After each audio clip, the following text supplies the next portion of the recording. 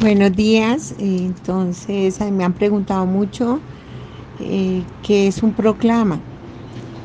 Un proclama es como un edicto, es el poder de la palabra del Hijo de Dios. Nosotros tenemos que tener la fe y la convicción que una persona que come el cuerpo de Cristo y vive en el corazón de Dios, en la iglesia, tiene poder que Dios le ha dado en su palabra.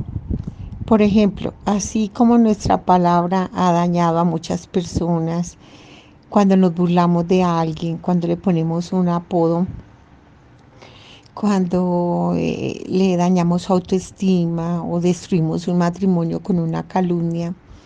Y el Señor muestra que la palabra se usó como veneno para dañar y destruir cuando Dios le ha dado ese poder para bendecir, para orar.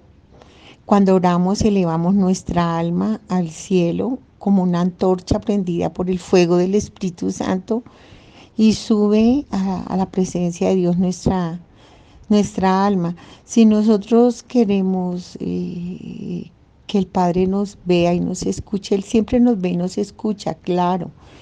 Pero cuando nosotros hacemos oración, nuestra alma sale prendida en ese fuego del Espíritu Santo y la Virgen la sube al, a la presencia de Dios o en el cáliz de la salvación. Nuestras oraciones suben como incienso al trono de Dios a través de esos dos corazones, el Sacratísimo Corazón, el Inmaculado Corazón de la Virgen. Acuérdense que la Virgen no se queda con nada, todo lo lleva al corazón de su Hijo. Ella es la esclava del Señor y, y esa es la humildad de ella que hace que el diablo la odie porque es derrotado solo con el paso de ella, su presencia. Los quema a los demonios porque ellos no resisten en su soberbia, que la humilde esclava del Señor nada más pase por ahí. Por eso es la criatura que más odia al demonio. Pero volviendo a los proclamas, entonces si con nuestra palabra ha tenido poder para dañar, también tiene poder para que suba a los cielos, en la tierra y en los abismos. Se haga esa proclama, no por nuestro mérito, sino por el poder de la sangre de Jesús. Entonces, ¿qué es un proclama? Entonces le voy a poner un ejemplo. Eh, Cuando yo tuve muchos problemas con mi esposo, cuando el Señor después del rayo me mandó a que tenía que reconstruir mi hogar y no me mandó enamorar a mi marido, me caía igual de mal, me caía igual de gordo, todo me fastidiaba con un deseo de amarlo, pero pues es que entre el deseo y lo que uno siente y cuando le ha cogido uno fastidio de que lo regañen o que lo griten, entonces pues era muy difícil. Entonces yo le pedí a nuestro Señor que me diera amor, amor por mi marido, que me reconstruyera, que él era el amor y que solo él podía reconstruirme el amor. Entonces un día yo no podía. Entonces un día el Señor me contestó en el Santísimo que le viera las virtudes y no los defectos a mi marido. Y entonces yo empecé a mirar, pues Dios me muestra que él se quedó, otro hombre me deja cuando ve una mujer mutilada, deforme, sin senos, por el rayo, y él se quedó. Y él se quedó porque me amaba. Ahora para él era muy difícil porque aparte de eso era una mujer distinta en el sentido pues que yo ya no quería pecar, yo ya no quería relaciones sexuales por fuera de lo que Dios quería, yo ya, bueno, no era la mujer vulgar, chistosa, graciosa, que vivía bailando. Entonces el Señor me muestra que al pobre le tocó duro porque enfrentarse no solo a una mujer quemada, también discapacitada porque me tenía que alzar para llevarme a bañar. Fue muy duro los primeros momentos del rayo, demasiado duros, pero él se quedó y él se quedó porque me amaba.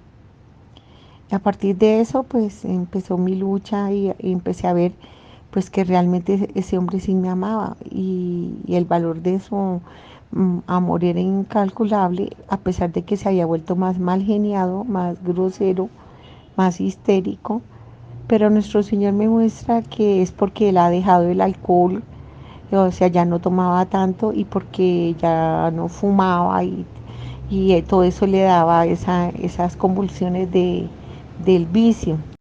Entonces, como se inicia esa etapa de reconstrucción de mi hogar por la gracia de nuestro Señor, entonces el diablo se pone terrible con mi marido y mi marido nunca me celó, ni cuando yo estaba joven, con curvas, con un cuerpo bonito, cuando era bien loca, jamás me celó y ahí le hubiera podido poner los cuernos. Gracias a la oración de mi mamá, yo jamás, y a mi papá que era duro con eso, que decía que una mujer no podía estar prestando el cuerpo a la prostitución porque no era un costal de basura.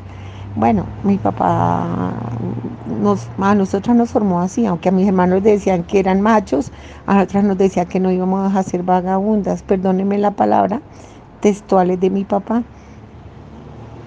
Entonces a mi marido le cogió un ataque de celos terrible después de que llegó de México, de que tuve una correría por México. Y en México, entonces la gente me decían cosas bonitas, bueno, y pedían oraciones.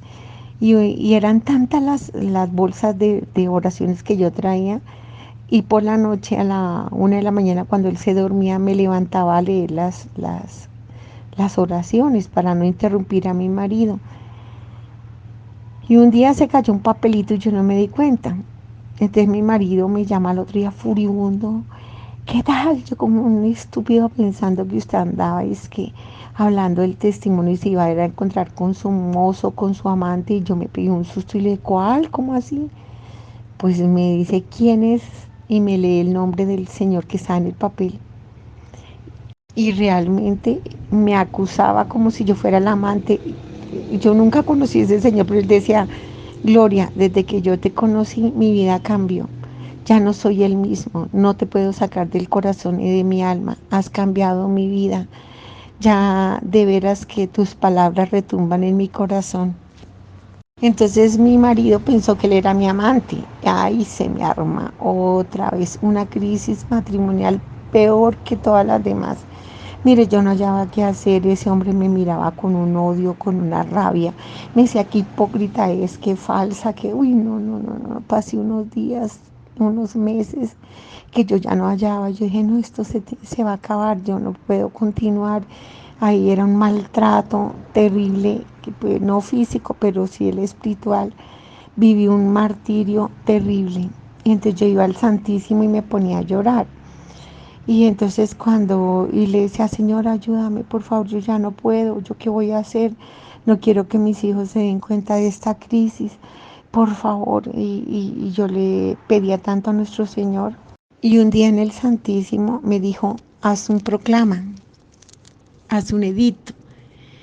Y entonces yo proclama, un edicto, yo no me acordaba que el Señor me había dicho allá cuando me regresó que el enemigo me iba a dar muy duro y me iba a atacar, pero que en ese sufrimiento que me iban a ocasionar los ataques del enemigo, yo tenía que hacer un proclama.